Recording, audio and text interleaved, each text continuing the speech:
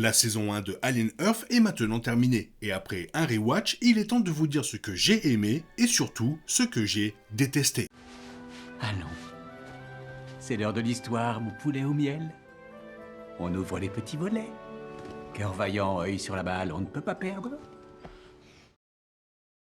Alien, le classique de science-fiction emblématique de Ridley Scott sorti en 1979, est incontestablement un très bon film. Au cours des 5 décennies qui ont suivi, nous avons eu droit à de nombreuses suites et préquels, la plupart que je qualifierais de fantastiques et les autres pas la peine de leur donner de l'importance. J'ai donc été surpris de constater que, concernant la série de Noah Hawley, mon feeling est résolument ambigu. D'une certaine manière, la série est à la fois un succès et un échec pour moi. Elle a certainement beaucoup de points positifs, mais après avoir vu le dernier épisode de la saison 1, je suis partagé, car il y a aussi beaucoup de ratés. Certains aspects de la saga Alien sont clairement mis en avant, mais beaucoup de points forts de l'intrigue ne sont jamais vraiment concluants. Maintenant que j'ai eu le temps d'assimiler les événements de la première saison, je suis prêt à donner mon avis final. Voici les 5 choses que j'ai adorées dans la saison 1 d'Alien Earth et 5 autres que j'ai complètement détestées.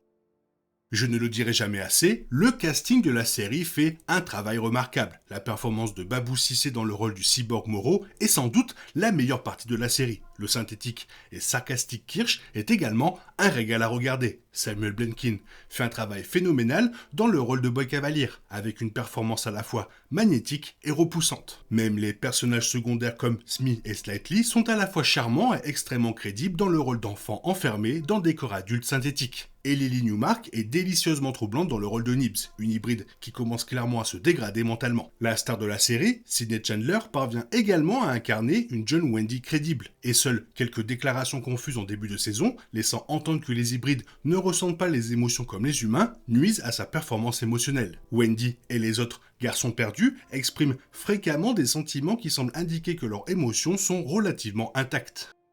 Chaque épisode de la série se termine par un générique de fin au son des airs de mon adolescence, avec les Tool, bien sûr, Metallica et les Smashing Pumpkins, qui figurent tous au générique de la saison 1. Même si je n'aime pas la fin d'un épisode, difficile de ne pas sourire en entendant les chansons qui ont marqué mon adolescence, associées à l'une de mes sagas de science-fiction et d'horreur préférées. Les titres musicaux ne se limitent pas au générique de fin. On retrouve un classique des Ink Spot, tandis que Moreau se remémore son passé dans l'épisode 5, et IG est diffusé avant une rencontre tendue entre Prodigy et Weyland Yutani. Cerise sur le gâteau, le remix inquiétant de Crime, diffusé dès le début de chaque épisode, avec aller au chant et modifiant les paroles de Killing What's Inside of You à Kill What's Inside of You. J'apprécie vraiment la séquence d'introduction de la série pour sa simplicité et son utilité. Ale aurait facilement pu proposer un générique d'ouverture long et décousu et perdre plusieurs minutes à nous faire regarder des gros plans de xénomorphes ou autres, pendant que les noms des acteurs apparaissent lentement à l'écran. Au lieu de cela, il a opté pour quelque chose de bien plus simple et bien plus obsédant. Un son retentit lorsque le titre de la série apparaît à l'écran, avant que les spectateurs ne découvrent un bref résumé visuel de l'épisode précédent. C'est rapide, c'est angoissant, et ça rappelle parfaitement aux spectateurs ce qui s'est passé dans l'épisode précédent, tout en donnant le ton à celui qui s'apprête à regarder. L'un des aspects que j'apprécie le plus dans Alien de 1979, ce sont les effets spéciaux. Le film est toujours aussi beau comparé aux standards actuels, et Alien Earth s'inscrit dans cette lignée, notamment en ce qui concerne le xénomorphe. La série utilise plusieurs costumes xénomorphes et une grande marionnette animatronique nommée Steve. Alors, oui, il y a bien des scènes où je me suis dit en regardant le xénomorphe, c'est un type sous le costume, mais il y avait aussi des moments similaires dans le film Alien original. Franchement, je préfère largement être exposé à des effets spéciaux de ce genre, mais néanmoins réussis, plutôt que d'être contraint de regarder des effets spéciaux en images de synthèse et visiblement mauvais.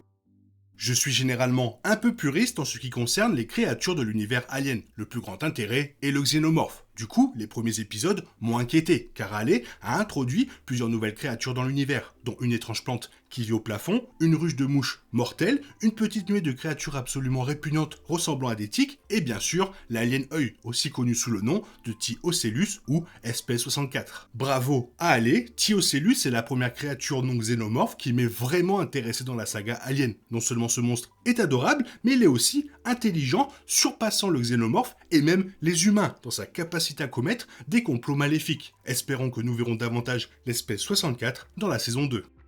Je comprends que la Fox possède la saga de films d'animation L'Âge de Glace et Disney possède la Fox, mais de tous les films d'animation pour enfants à intégrer à votre série Alien, Pourquoi l'âge de glace? L'animation 3D du film semble incroyablement décalée dans l'univers rétro-futuriste et analogique d'Alien, et chaque fois que le visage de Sid le paresseux apparaît à l'écran, je suis instantanément transporté hors de l'univers de science-fiction où se déroule la série. Alors je suis ok pour offrir à Wendy et son frère Joe un film qui leur permettra de se sentir proches, mais l'âge de glace s'accorde avec Alien comme l'ananas s'accorde sur une pizza. J'aurais préféré que Disney s'en tienne au thème du pays imaginaire et que Wendy et Joe grandissent en regardant Peter Pan ensemble. Si vous voulez imposer un message sur le fait de grandir dans votre série, soyez au moins cohérent et laissez Sid le paresseux en dehors de tout ça.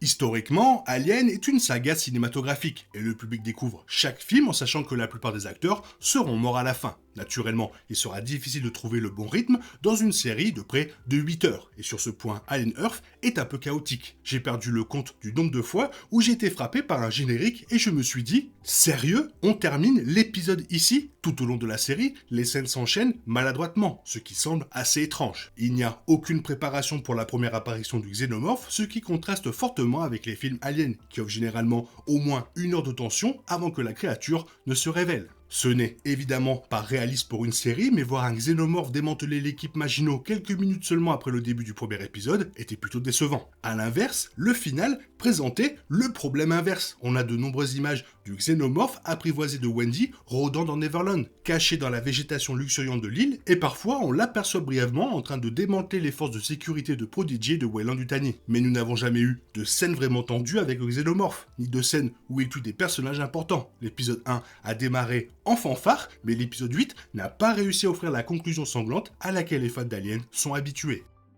Alien est une saga d'horreur, et les sagas d'horreur nécessitent en quelque sorte qu'au moins une personne fasse une bêtise, ou prenne une mauvaise décision. Mais la bêtise est carrément contagieuse dans Alien Earth. Une partie de cette bêtise s'explique lorsqu'on apprend que Boy Cavalier souffre d'un trouble déficit de l'attention sévère et ne prend pas ses médicaments. Cela pourrait expliquer sa décision, aussi stupide qu'impulsive, d'envoyer les garçons perdus, un investissement de 6 milliards de dollars qui marque les premiers pas de l'humanité vers l'immortalité, dans l'épave du Maginot pour enquêter sur le vaisseau et récupérer les spécimens mortels à bord. La série regorge d'autres moments d'une stupidité déconcertante, comme le fait que Shibuzo, médecin en chef du Maginot, pense que c'est une bonne idée de manger son déjeuner d'une main tout en nourrissant les espèces extraterrestres de l'autre, ou le fait que Weyland-Yutani ait apparemment demandé de stocker ces créatures mortelles dans des récipients en verre facilement cassables. Le moment le plus ahurissant de stupidité survient dans le final, lorsque Wendy doit affronter Atom, le synthétique de Cavalier. Il suffit que Wendy crie non pour qu'Atom soit figé sur place, incapable de se défendre. Wendy explique que Atom est sur le réseau, ce qui lui permet de le contrôler comme les caméras de sécurité. Le génie de la technologie, Boy Cavalier et son armée de brillants synthétiques et scientifiques n'ont-ils jamais entendu parler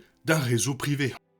Wendy fut la première hybride créée par Prodigy. On pourrait même penser que cela la rendrait moins avancée que ses camarades garçons perdus. Elle a la capacité d'entendre les xénomorphes parler, car son corps synthétique peut distinguer des fréquences trop hautes ou trop basses pour être perçues par l'oreille humaine. C'est logique. Ce qui est incompréhensible, c'est pourquoi les autres hybrides ne peuvent pas entendre les xénomorphes. Boy Cavalier vient-il de doter Wendy de capacités auditives super spéciales, mais a-t-il décidé de ne pas les transmettre aux futurs hybrides? La série semble sous-entendre que cette capacité n'est apparue qu'après que Wendy a combattu et tué le xénomorphe du Maginot. Mais cela n'a pas vraiment de sens non plus, car nous savons avant ce moment qu'elle avait une ouïe supérieure, et ce qui a pu se passer pendant son combat contre le xénomorphe et qui a pu lui donner la capacité soudaine de comprendre le langage n'est jamais expliqué.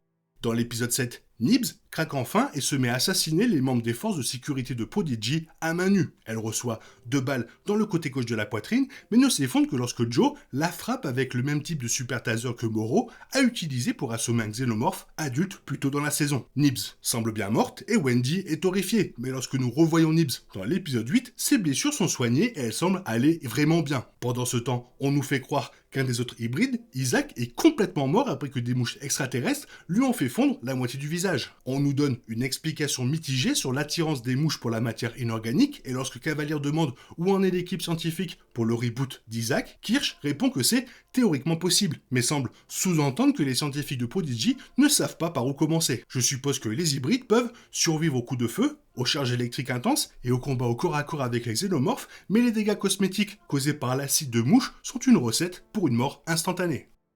Le plus grand péché de la série est le peu de récompenses que les téléspectateurs reçoivent lors du dernier épisode de la saison, après avoir payé 2 mois d'abonnement sur Disney+.